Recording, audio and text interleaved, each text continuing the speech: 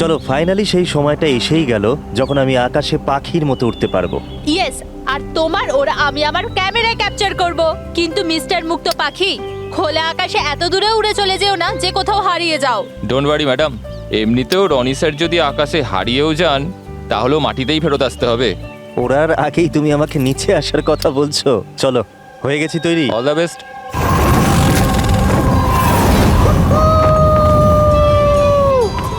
Yes, this is so much fun! Oh my god! Yes, come on, keep going, keep going. Arya, I love you! Roni, I love you too. Wow, মনে হচ্ছে না ভালোই experience আছে। Of course, আমেরিকাতে ও অনেক adventure sports try করেছে, bungee jumping, paragliding, আরো অনেক। ইন্ডিয়াতে কোনো কিছু ট্রাই করেনি, আর যখন ইন্ডিয়াতে এসেছেই সারাদিনের জন্য, তো কেন কিছু ট্রাই করবে না?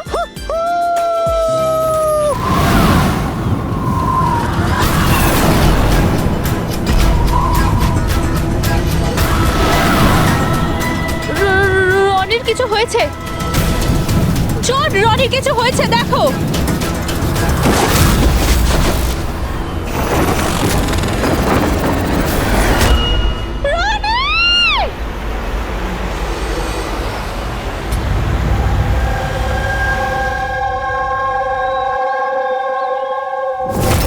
আমি আর রনি এখানে ছুটি কাটাতে এসেছিলাম। আমি কি করে জানবো এটাই রনির জীবনের শেষ দিন হবে? দেখো, আমরা জানি এই সময়টা খুব কঠিন, কিন্তু প্লিজ ভেঙে পড়ো না। আমি এবার নিউ ইয়র্কে গিয়ে ওর বাবাকে কি জবাব দেবো? আমরা একসাথে এসেছিলাম, কিন্তু ফিরে যাব একা। আপনি কাউকে সন্দেহ করেন কে মারতে পারে রনিকে? স্যার, রনিকে কেউ কেন মারবে? আমরা তো এখানে কাউকে চিনিও না। এমনটা নয় তো যে ওর কোনো শত্রু আমেরিকা থেকে ফলো করতে করতে এখানে এসেছিল? না স্যার, রনির কোনো শত্রু এখানে ছিল না। He was such a lively person, সবাই ওকে পছন্দ করতো।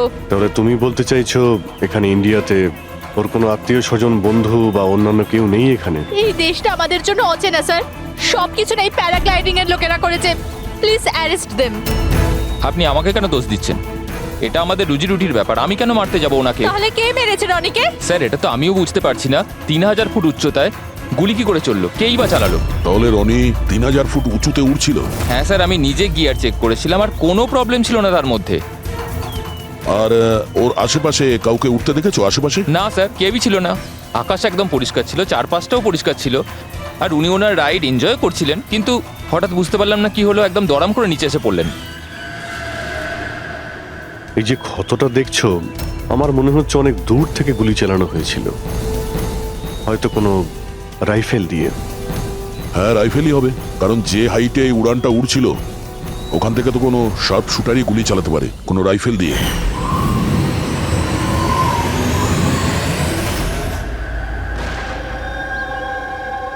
এখানে আশেপাশে কাউকে বন্দুক বা রাইফেল নিয়ে দেখেছিলে কাউকে? এখানে বন্দুক আনা অ্যালাউ নয় স্যার। আপনি আসল বন্দুকের কথা বলছেন স্যার? পুজোর ক্যাপ বন্দুক ফাটানোরও অনুমতি নেই। আপনারা কাউকে দেখেছেন এখানে? না ম্যাম, না তো। না না ম্যাম। আচ্ছা আলিয়া, আপনি যখন এখানে এলেন রনির সাথে, আপনার কাউকে সন্দেহ হয়েছিল? মানে কেউ আপনাদের ফলো করছে, এমন কোনো লোক যে গন্ডগোলের মনে হচ্ছে? না স্যার, এরকম তো কেউ ছিল না। তাহলে কি গুলি আকাশ থেকে চলেছিল নাকি? স্যার, আমি তো বললাম রনি স্যারের আশপাশে তো কেউই উড়ছিল না, তাহলে আকাশ থেকে গুলি চালালো কে? হ্যাঁ স্যার, আকাশে কেউ ছিল না। আপনি চাইলে এই ফুটেজগুলো চেক করতে পারেন, এখানে কেউ নেই ওর সাথে।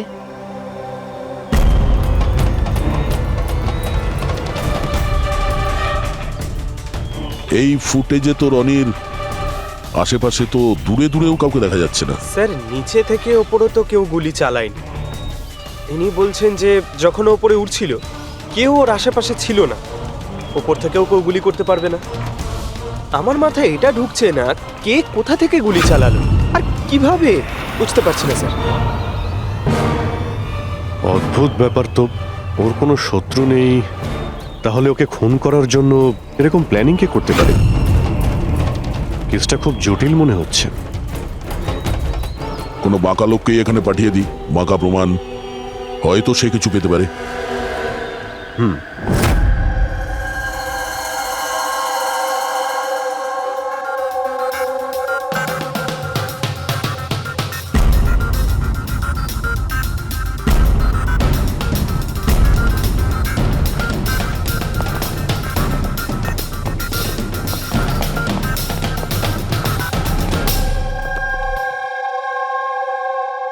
আরে বাহ, আজকে আপনারা দুজনে এমন ভাবে কাজে ডুবে আছেন যে মনে হচ্ছে যে অনেক প্রমাণ আমাদের হাতে দিয়ে আমাদেরকে পাঠাবেন এখান থেকে।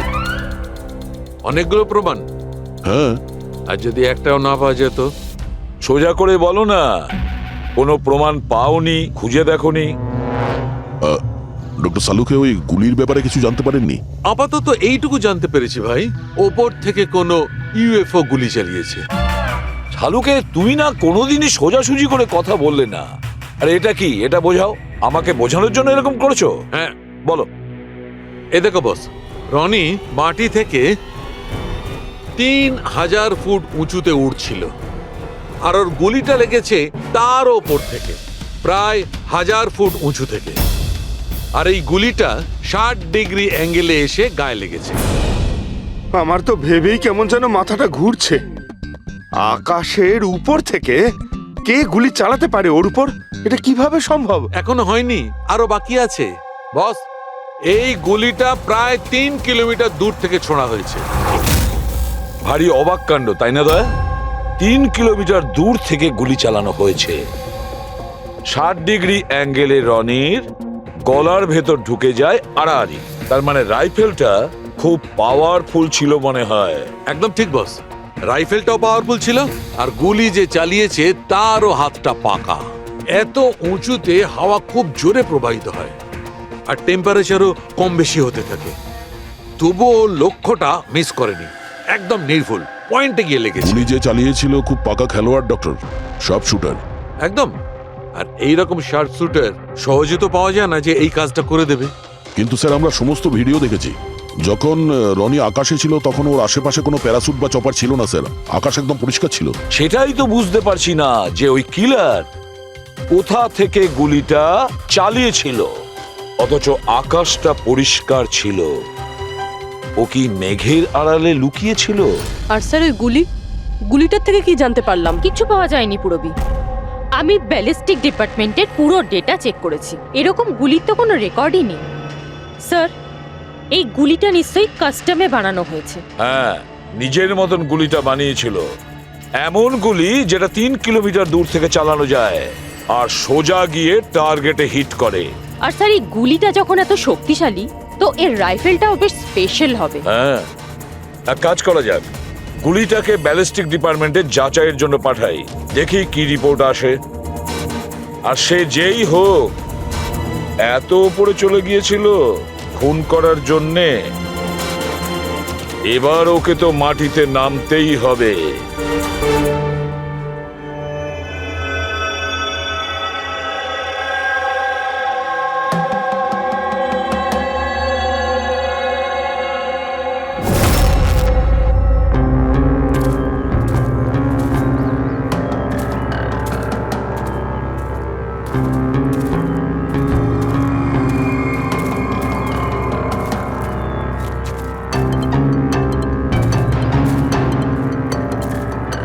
ব্রাদার, উই ক্যান ডু ইট।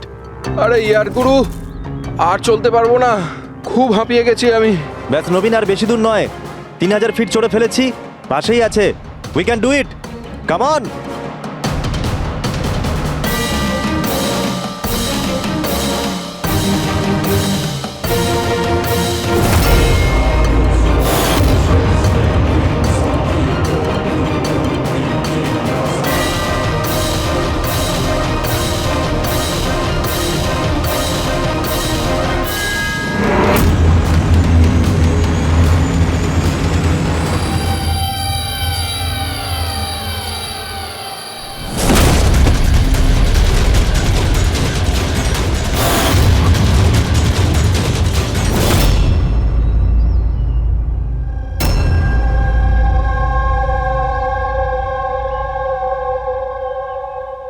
এমন মনে হচ্ছে যে রনির মার্ডারের ফটোকপি দেখছি। 3000 ফিট উপরে ঠিক ওরকমই গুলি মেরেছে, মাথার পেছনে। একেও একইভাবে গুলি চালিয়েছে। আচ্ছা, তোমরা যখন ট্রেকিং করছিলে, এই হিতেনের পিছনে কেউ কি ছিল? না স্যার, হিতেনই সবার পিছনে ছিল স্যার। স্যার, এই দেখুন ফুটেজ। স্যার, এটা ওই জায়গায় যেখানে এই সব কিছু হয়েছে। অদ্ভুত তো, পিছনে তো খোলা আকাশ রয়েছে, এমন কোনো জায়গা নেই যেখান থেকে গুলি করা যায়। তাহলে ওর গুলি লাগলো কি করে? দুটো কেসেই ধরা যাচ্ছে না যে গুলি কোথা থেকে চলেছে। স্যার একদম ঠিক বলছেন। আকাশ থেকে কোনো কাক বা পায়রা কি করে গুলি চালায়? এই গুলিটা চালালো কে? আর এই দুটো গুলি 24 ঘন্টার মধ্যেই চলেছে। আমার মনে হয় এই দুটো কেসের মধ্যে কোনো না কোনো কানেকশন আছে। আচ্ছা, এই হিতেন কি কাজ করতো? স্যার কলেজ স্টুডেন্ট ছিল স্যার, মুম্বাই গ্র্যাজুয়েশন করতে এসেছিল স্যার। ট্রেকিংয়ের অনেক শখ ছিল ওর। অভিজিৎ, বুঝতে পারছি না যে কেউ একজন কলেজ স্টুডেন্টকে মারার জন্য এত প্ল্যান করবে কেন। সেটাই তো, প্রথমে রনি আর এখনই হিতেন। তবে আকাশ থেকে তৃতীয় গুলিতে অন্য কেউ মারা যাওয়ার আগে এই খুনিকে ধরতেই হবে খুব তাড়াতাড়ি। গত 24 ঘন্টায় দুটো খুন হয়েছে, দুটোই যুবক, আর দুজনকে মারার পদ্ধতিও অদ্ভুত। অদৃশ্য খুনি। স্যার দুজনেরই মৃত্যু হয়েছে অ্যাডভেঞ্চার স্পোর্টস করতে গিয়ে। মাটি থেকে 1000 ফুট ওপরে মেরেছে স্যার। কিন্তু স্যার ভাবার বিষয় এটাই যে খুনি এই অ্যাডভেঞ্চার স্পোর্টের সময়টাই কেন বাঁচলো এদেরকে মারার জন্য? ও তো ওদের যে কোনো সময় মারতে পারতো। এত লম্বা প্ল্যান দুটো বাচ্চাকে মারার জন্য? শুধু প্ল্যানিংটাই বড় ছিল না দা, গানটাও বড় ছিল। এই যে এইরকম। এটা কি রাইফেল স্যার?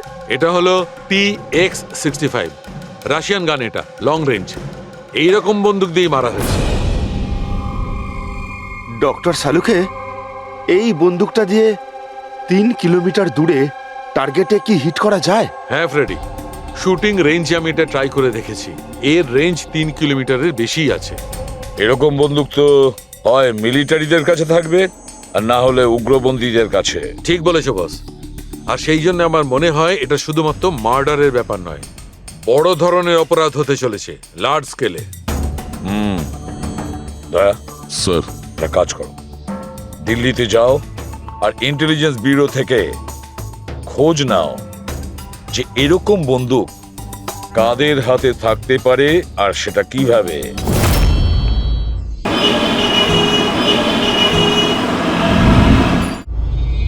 এই সমস্ত খুন এই রাইফেল দিয়েই হয়েছে। আর আপনারা তো জানেনই, এরকম হাই প্রোফাইল রাইফেল তো সবার কাছে থাকে না। আপনি একদম ঠিক বলছেন স্যার। আর যেটা আমাদের দেখা দরকার সেটা হলো এই রাইফেলটা যদি কেউ কিনতেও চায় তাহলে কিনতে পারবে না। এটা একটা কিংবা দুটো পিসে বিক্রি হয় না, বড় অ্যালটমেন্ট হয় এগুলোর। তাহলে কয়েক বছর আগে যে আতঙ্কবাদী হামলা হয়েছিল তার মধ্যে এই ধরনের রাইফেল ইউজ হয়েছিল? হ্যাঁ স্যার। তাহলে আপনাদের কোনো আতঙ্কবাদী গ্রুপের উপর সন্দেহ হয়? আগে হ্যাঁ স্যার, যদি আমাদের সন্দেহ ঠিক হয় তাহলে আমরা জানি যে এর পেছনে ঠিক কার হাত আছে। কার? এই অঞ্চলেই কিছুদিন আগে আমাদের আর্মি অনেক অস্ত্র আটক করেছিল। ওই অস্ত্রের মধ্যে এই রাইফেলটাও ছিল। হ্যাঁ প্রতাপ স্যার, সমস্ত আতঙ্কবাদী মরে গেছে, ওদের মধ্যে একজন পালিয়ে গেছে, তবে আমরা সমস্ত হাতিয়ার আটকে নিয়েছি। ওয়েল ডান প্রতাপ স্যার। আর যে টেররিস্টরা পালিয়ে গেছে তাদের সম্পর্কে সমস্ত পোস্টকে অ্যালার্ট করে দাও।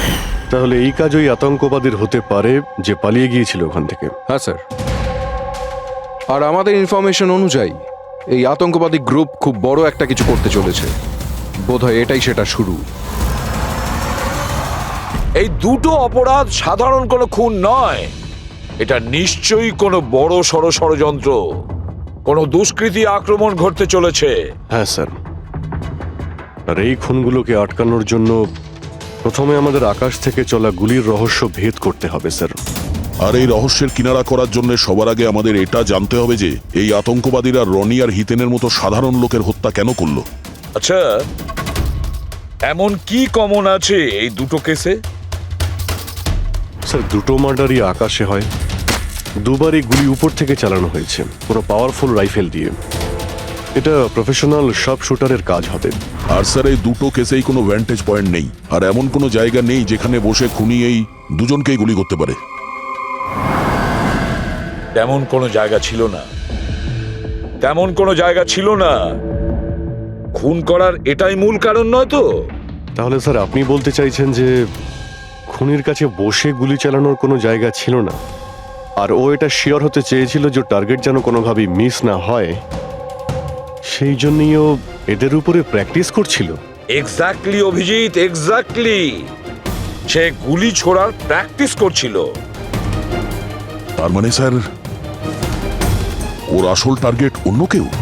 স্যার যদি কোনো ভ্যান্টেজ পয়েন্ট নাই থাকে তাহলে ও গুলি চালাচ্ছিল কোথা থেকে? পঙ্কজ, উত্তরটা তোমার প্রশ্নের মধ্যেই লুকিয়ে আছে। আচ্ছা এটা বলো, আমরা মানুষ ডানা ছাড়া আকাশে কিভাবে ওড়ে?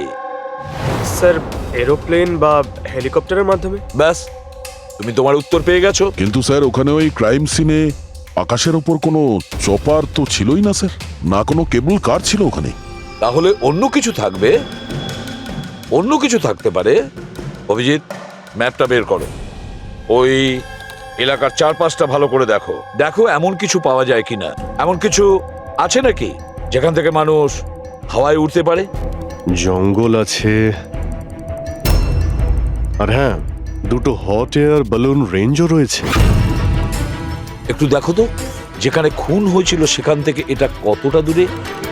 স্যার এই দুটো 60 কিলোমিটার রেডিয়াসের মধ্যে। তাহলে একটা কথা তো কনফার্ম, খুনি ওখানে হট এয়ার বেলুনে বসেছিল আর সেখান থেকেই ও গুলি চালিয়েছিল 3 কিলোমিটার দূর থেকে। স্যার কেউ যদি হট এয়ার বেলুনে চড়তে চায় তাহলে আগে থেকে বুকিং করতে হয়, এমনি কেউ যেতে পারে না। কোনো ব্যাপার না, তোমরা ওই হট এয়ার বেলুনের অফিসে গিয়ে খোঁজ নাও যে এমন কোন টুরিস্ট ছিল যে ওই দুটো দিনে ওই দুটো হট এয়ার বেলুনে ঘুরেছিল।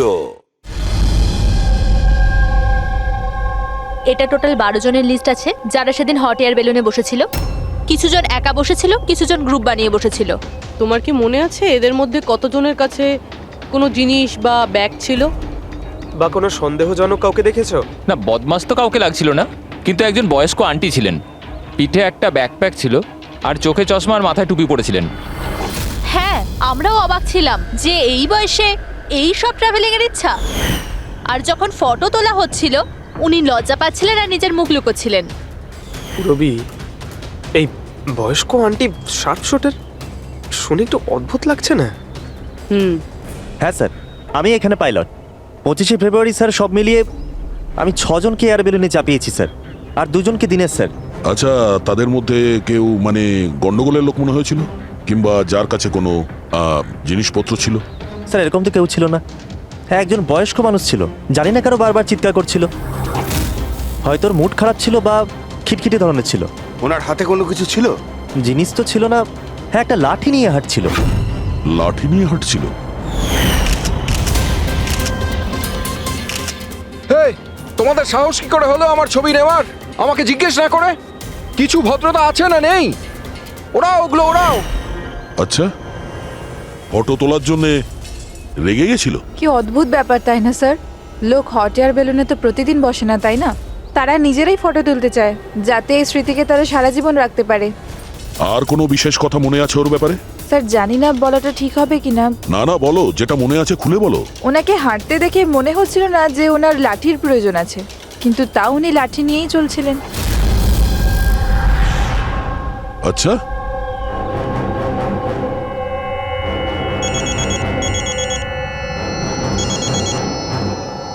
হ্যাঁ স্যার। কিছু জানতে পারলে? স্যার এখানে একজন বয়স্ক মহিলা এসেছিল আর তার হাতে একটা ব্যাকপ্যাকও ছিল। আর হ্যাঁ, ওই মহিলা ছবিও তুলতে চাইছিল না। আচ্ছা, এখানেও একজন বুড়ো লোক এসেছিল হট এয়ার বেলুনে চড়তে লাঠি নিয়ে, আর তারও ফটো তোলায় আপত্তি ছিল। স্যার এই বয়স্ক মহিলা আর বয়স্ক লোক একই ব্যক্তি নয় তো? ওই শার্প শুটার, ওর ব্যাগে আর ওর লাঠিতে ওই রাইফেলটা ছিল যা দিয়ে খুন করেছে। আর স্যার দুদিনই এ একাই ওপরে গিয়েছিল, কারণ যদি অন্য টুরিস্টের সাথে যেত তাহলে রাইফেল সেট করতে আর টার্গেট সেট করতে প্রবলেম হয়ে যেত। না পুরবি, আমার মনে হচ্ছে একলা যায়নি। মানে ওই হট এয়ার বেলুন চালানো আর সঙ্গে এই রাইফেলটা চালানো দুটো কাজ একসঙ্গে করা মুশকিল। ওই হট এয়ার বেলুনের পাইলটও ছিল সঙ্গে। মানে স্যার এই অপরাধে পাইলটও যুক্ত? একটা কাজ করো, ওই পাইলটটাকে ধরো তাড়াতাড়ি। ওই দিন ওই বয়স্ক মহিলাকে বেলুনে উপরে কে নিয়ে গিয়েছিল? পাইলট কে ছিল? সঞ্জীব ছিল। এই পালাবি না, দাঁড়া দাঁড়া দাঁড়া। না আমাকে মারতে পারবে না ওকে। এই এই সঞ্জীব,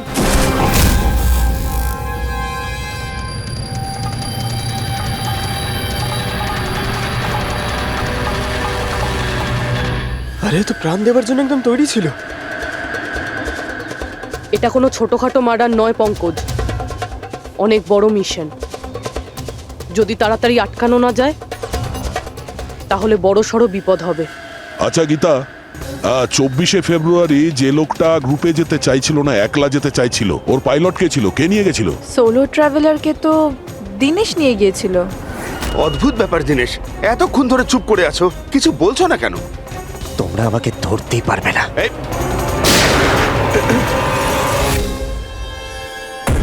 এখন যমরাজ তোকে অ্যাপয়েন্টমেন্ট দেওয়ার মুডে নেই। যতক্ষণ না আমাদের প্রশ্নের উত্তর আমরা পাবো, তোকে বেঁচে থাকতে হবে। চল। মারো, যত পারো মেনে নাও, আমার কিচ্ছু যায় আসে না। আর তাছাড়া তোমাদের এই আইনের কমজোরি থাপ্পড়ে এত শক্তি নেই যে আমার অপরাধের মজবুত হাড়কে গলাতে পারবে, বুঝলে? তোমার ওপর যদি টর্চার করতেই হতো তাহলে ওর জন্য তো 2 মিনিটের কাজ আমাদের কাছে। কিন্তু তারপর মনে পড়ে তোমার পরিবারের কথা, তোমার বোন। পরের মাসে ওর বিয়ে না? কেমন লাগবে ওর যে ওর বিয়ে হচ্ছে আর বিয়ের পরে ওর ভাই এই পৃথিবীতে নেই? হ্যাঁ, আর তোমার মা প্রত্যেক মাসে খরচার জন্য টাকা পয়সা পাঠাও না? তোমার মৃত্যুর পর কে খেয়াল রাখবে তার? কিছু ভেবেছো এ ব্যাপারে? হ্যাঁ, না। চলো, এখনো সুযোগ আছে। রাজ সাক্ষী হয়ে যাও। কথা দিচ্ছি তুমি জেলে যাওয়ার পরে তোমার মায়ের খেয়াল আমরা রাখবো। সত্যি? মানে পুরো খেয়াল রাখবে? পুরো খেয়াল? হ্যাঁ, তোমার মায়ের পুরো খেয়াল রাখা হবে। তুমি শুধু এটা বলো কার জন্য কাজ করো, তোমার বসের নাম কি? বলে দেবো? সত্যি বলে দেবো? হ্যাঁ বলো। আমি যার জন্য কাজ করি না, যে আমার বস স্যার, তার নাম হলো এসিপি প্রদ্যুম্ন।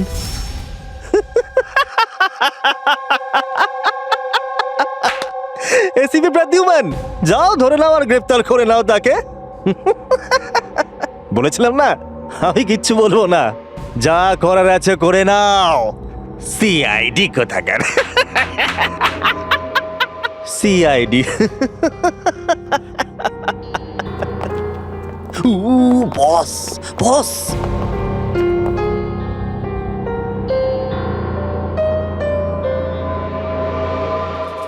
কোনো ব্যাপার না, কিচ্ছু বলতে হবে না। এখন না তোমাকে কিছু জিজ্ঞাসা করব, কিছু বলার জন্য তোমাকে আমরা জোর জবরদস্তিও করব না, কিচ্ছু করব না। শুধু একটাই কাজ করব,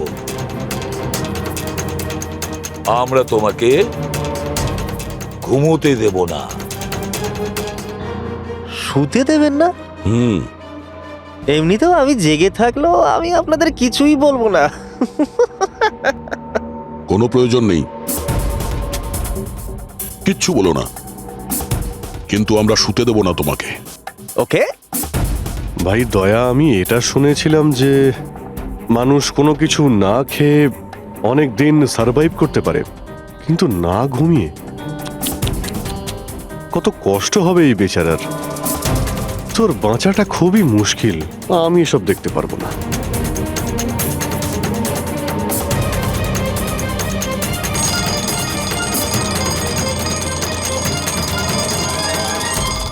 সময় কাটানোর জন্য খুব ভালো হবে, তাই না?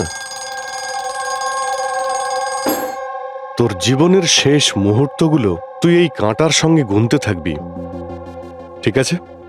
Thank you. ওকে ঘুমোতে দিও না।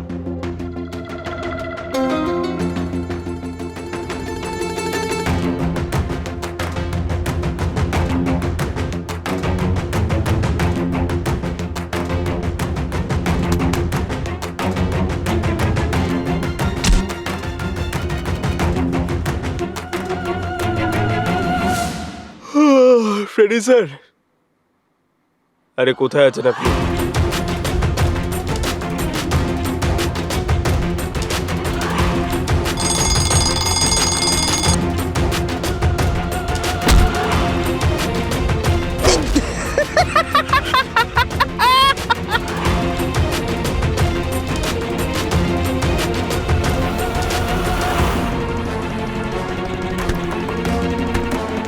যতক্ষণ না মুখ খুলবি চোখের পাতা এক করবি না, বুঝলি? 5 মিনিটের জন্য নয়। চল। না 1 মিনিট 1 মিনিট তো শুতে দাও। 1 সেকেন্ড, শোবো না একদম, শোবো না একদম। এই, শোবো না আমি।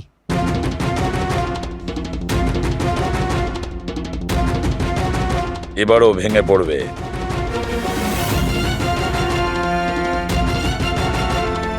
সবকিছু বলতে বাধ্য হবে।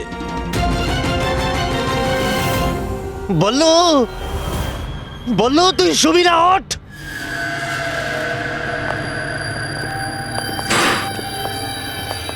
এই ঘুমোতে চাস? আরে ওকে একটু ঘুমোতে দাও। কি প্রবলেম তোমাদের? ঠিক আছে, তোমাকে ঘুমোতে দেবো আমরা। আগে বলো যে তোমাদের গ্রুপের প্ল্যানটা কি? এই, বলছি, আমার নাম দীনেশ নয়,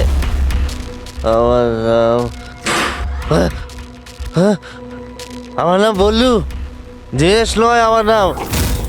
আর আমাকে স্পেশালি এই মিশনের জন্য তৈরি করা হয়েছিল। আর যে 2টো মার্ডার হয়েছিল না, ওটা প্র্যাকটিস ছিল। আমাদের আসল মিশন হলো ওকে মারা। আর ওই যে ওকে কি যেন নাম, স্টিভ মার্টিন। ওই শান্তির দূত যে সম্প্রতি ভারতবর্ষে এসেছে দেশে শান্তির বার্তা নিয়ে, যাতে সমগ্র বিশ্ব এই বার্তাকে সমর্থন করে, যাতে উগ্রপন্থীরা শেষ হয়। এসিবি, আমরা চাই না যে আতঙ্কবাদ কখনো শেষ হোক। আর স্টিভ মার্টিন তো মরবেই, তোমরা কিচ্ছু করতে পারবে না। আর আর যদি তোমরা বাঁচিয়েও নাও না, আমরা স্টিভ মার্টিনকে খতম করে দেবো একেবারে। আমাদের যে শার্প শুটার আছে না, একদম পাক্কা নিশানা তার। কোথায় মারবে ওকে আর কখন? বল। ও যখন কনফারেন্সে ভাষণ দেবে না, ওটাই সব থেকে সঠিক সময়। ওরাই সব থেকে সঠিক সময় হবে। ওই সময় ওর আশেপাশে কোনো সিকিউরিটি থাকবে না। আর যে কনফারেন্সটা আছে না, ওটা বিল্ডিংয়ের ছাদেতে হবে। তো ওই হট এয়ার বেলুনেতে আমাদের শার্প শুটার যাবে আর ওখানেই গুলি মারবে। কনফারেন্স ঘন্টাখানেকের মধ্যে শুরু হবে। এখন তাড়াতাড়ি ওখানে আমাদের পৌঁছতে হবে। আরে তোমরা যতই চেষ্টা করে নাও, বাঁচাতে পারবে না ওকে। আর হ্যাঁ, তোমরা যদি বাঁচিয়েও নাও না, তাহলে আমরা আবার প্ল্যান করব, দ্বিতীয়বার মারবো। কে মারবে? কিরকম দেখতে ও? আরে আমি ওর মুখ দেইনি এখনো পর্যন্ত। যখনই আসে ছদ্মবেশে আসে। তোমরা কি ওই, একে হসপিটালে নিয়ে যাও তাড়াতাড়ি। স্যার, আমরা কি হট এয়ার বেলুনটা আটকাতে পারি না যতক্ষণ এই কনফারেন্স শেষ হচ্ছে? না ফেডরিক, এই সব কিছু বন্ধ করা যাবে না। আজকে আটকালে কালকে অন্যরকম প্ল্যান করবে। আজকের প্ল্যান আমরা জানি, আজই ওদেরকে ধরবো।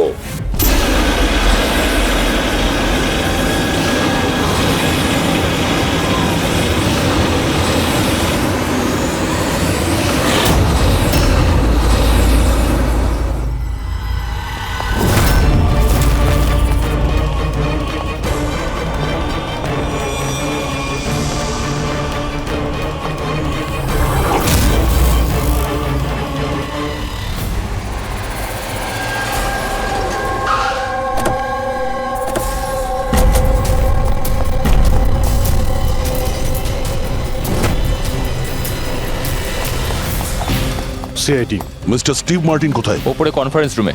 ওর কাছে নিয়ে চলুন, আসুন। তাড়াতাড়ি। তাড়াতাড়ি।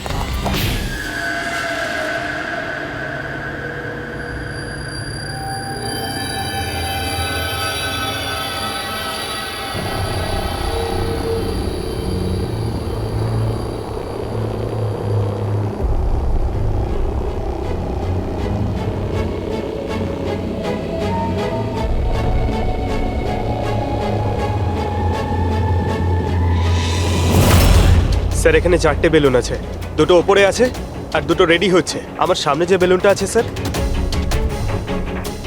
ওতে একটা কাপল আছে আর ওই ছেলেটার কাছে ব্যাকপ্যাক আছে। নজর রাখো ওদের উপরে। কারা কারা আসছে, কারা কারা যাচ্ছে, সবাইকে ফলো রেখো, ওকে?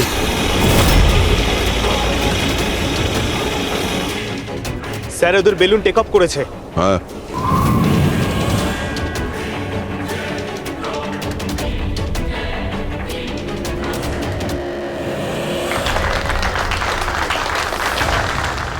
এই দুনিয়াতে টেরোরিজম কেন আছে, এই প্রশ্নটা আমাদের জানা দরকার। আর এই টেরোরিজম তখনই বন্ধ হবে যখন সব দেশ একসাথে ভাই ভাই হয়ে থাকবে। টেরোরিজমকে আমাদেরকে গোড়া থেকে উপরে ফেলতে হবে।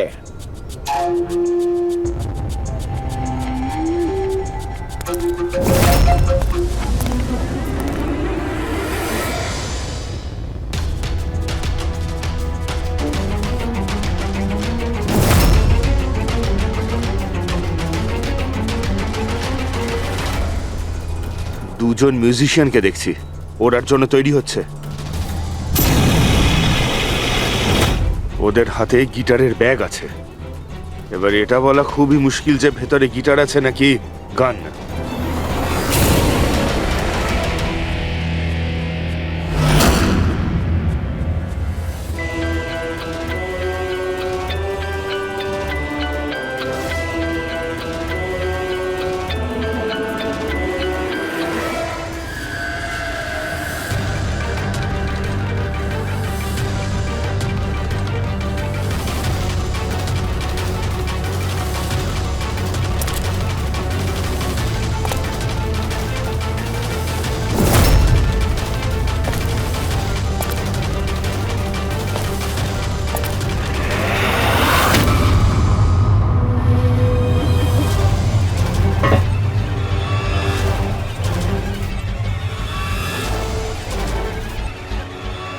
স্যার আরও একটা লোক এসছে, ওর কাছে একটা ব্যাকপ্যাক আর একটা ক্রাচ রয়েছে। অপেক্ষা করা যাক।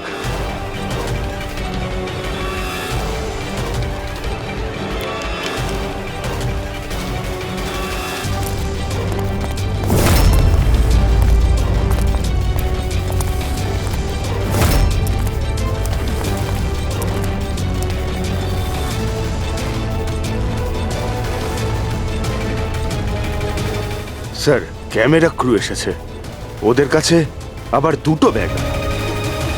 Camera crew?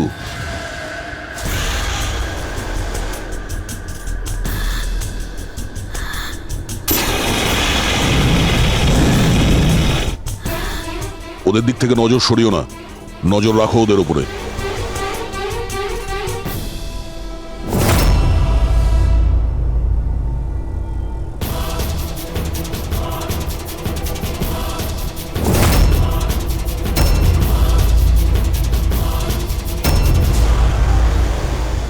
স্যার এখানে তো অনেক বেলুন উঠছে। সুইসাইড বম্বিং কি এটা? কেউ নিজের খুশিতে নিজের প্রাণ কি করে দিতে পারে? জীবন precious. Oh no, we need to respect এতগুলো বলুন, এর মধ্যে আমরা যেটা খুঁজছি সেটা কোনটা? মনে হচ্ছে ছদ্মবেশে এসছে, মুখ দেখে গন্ডগোলের মনে হচ্ছে।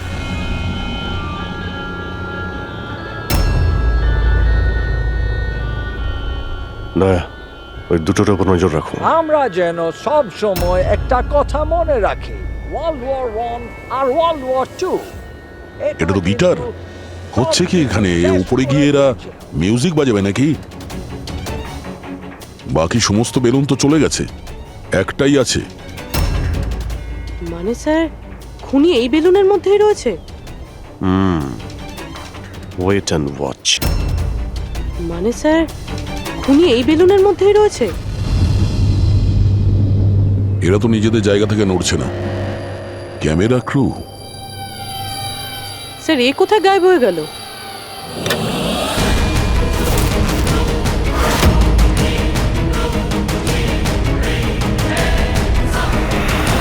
স্যার, এর কাছে তো রাইফেল রয়েছে, যেমনটা সালুমকে স্যার বলেছিল। অভিজিৎ,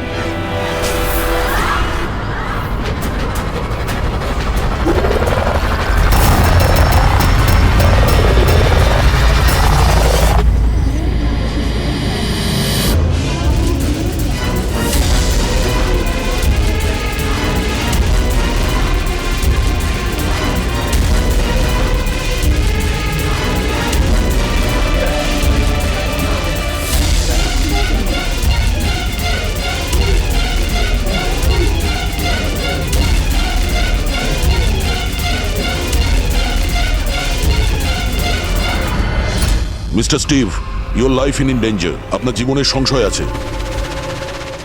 তাহলে কি করবে? We have a plan. Thank you CIG. যদি আজকে আপনারা ঠিক সময় না আসতেন, আমি বেঁচে থাকতাম না। দেখুন, বিপদ কিন্তু এখনো কাটেনি, ঠিক আছে? এখনো খুনিকে ধরতে পারেনি, সেই জন্য be safe, be careful. Okay Freddy, Pankaj, ওই বেলুনে নজর রাখো, চোখের বাইরে যেন না যায়। হ্যাঁ স্যার, আমরা বেলুনটাকে ট্র্যাক করছি।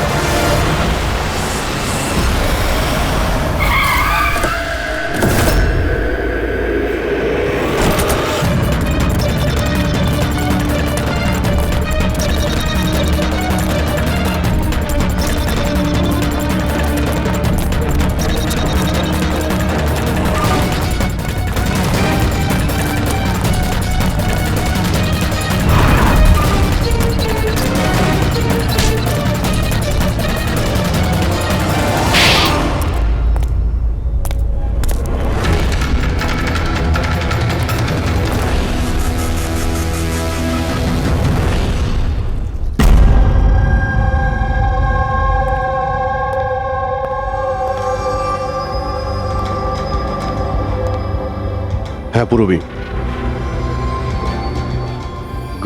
Good job, congrats.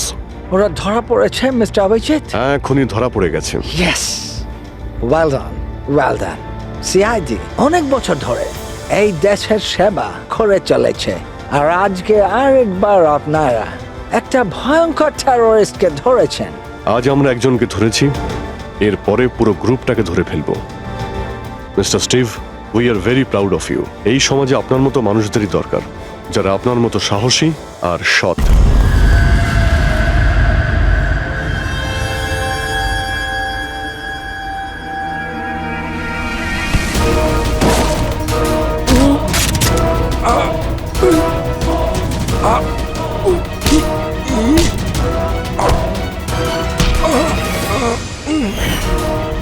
তাহলে তুমি ছদ্মবেশে রনি আর হিতেনকে মেরেছো।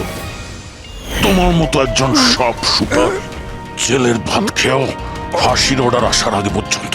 তোমার কি মনে হচ্ছে তোমরা আমাকে ধরে নিয়েছো তো স্টিভ প্রাণে বেঁচে যাবে? কখনো নয়। আমাদের ক্ষমতা এত বেশি যে তোমাদের আইন এটা খুঁজতে খুঁজতে হাঁপিয়ে যাবে, কিন্তু আমরা শেষ হব না। শেষ হবে তোমাদের এই দেশ। শোন ছারপোকা, আমাদের দেশের উপর অনেকে খারাপ নজর দিয়েছে, আবার চলেও গেছে। জানিস আমাদের দেশ কত বছর স্বাধীন হয়েছে? ৭৪ বছর। আর এই ৭৪ বছরে আমাদের দেশের জওয়ানরা জানি না কত আতঙ্কবাদীকে মেরেছে। আজ তোর পালা, কাল তোর সঙ্গীদের পালা। আমাদের দেশ থাকবে, খুব ভালোভাবেই থাকবে। আর এই দেশ থেকে যদি কোনো জিনিস চলে যায় সেটা হলো আতঙ্কবাদ, বুঝেছিস? আতঙ্কবাদ।